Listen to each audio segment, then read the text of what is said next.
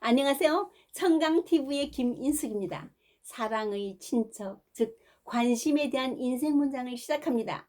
좋아요와 구독은 늘 저희 힘이 되고 있습니다. 오래전 저희 딸이 고등학교 1학년 초에 자기 짝의 어머니가 갑자기 돌아가셨다고 해서 딸과 함께 세브란스 병원의 장례식장을 찾은 적이 있습니다.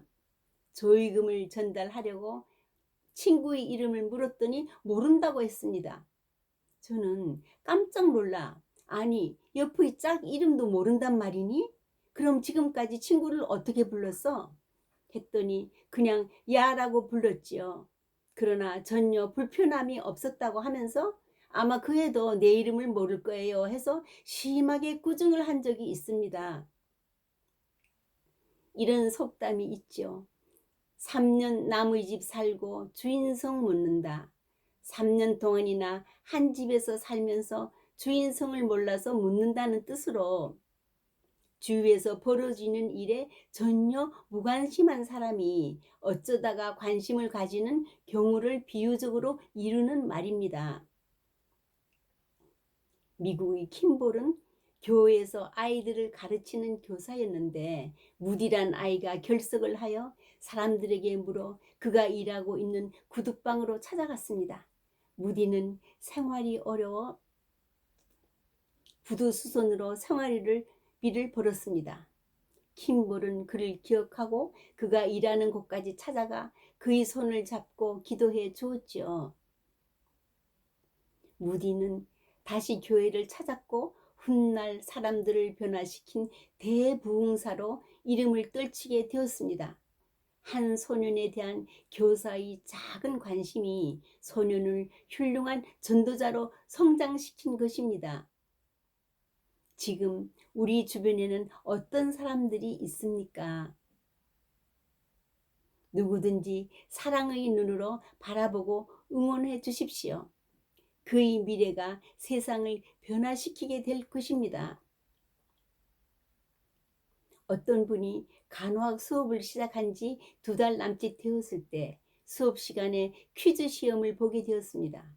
시험의 맨 마지막 문제는 우리 학교에서 청소하시는 아주머니의 이름은 무엇입니까? 였지요. 그는 청소하는 50대 중반쯤인 검은 머리 아주머니를 여러 번 마주치긴 했지만 이름까지는 알지 못했죠. 그래서 그 부분의 답은 공란으로 제출했습니다. 시험이 끝나기 전 한 학생이 마지막 문제도 성적에 포함되냐고 교수께 물으니 당연하다고 하면서 교수는 이렇게 말했죠. 여러분은 앞으로도 많은 사람들을 만나게 될 것입니다. 모든 사람은 다 중요한 사람입니다. 단지 여러분이 할 수 있는 것이 미소를 짓고 인사하는 정도일지라도 보다 많은 관심을 가져주면 더욱 그분은 힘이 날 것입니다. 성경의 요한복음에 예수님께서는 말씀하시길 목자는 양의 이름을 각각 불러내어 인도한다고 말씀하셨습니다. 보스턴의 지하병동에 한 소녀가 격리 수용되어 있었습니다. 정신질환이 너무 심하여 사람들이 다가오면 괴성을 지르며 사납게 공격을 퍼부었죠.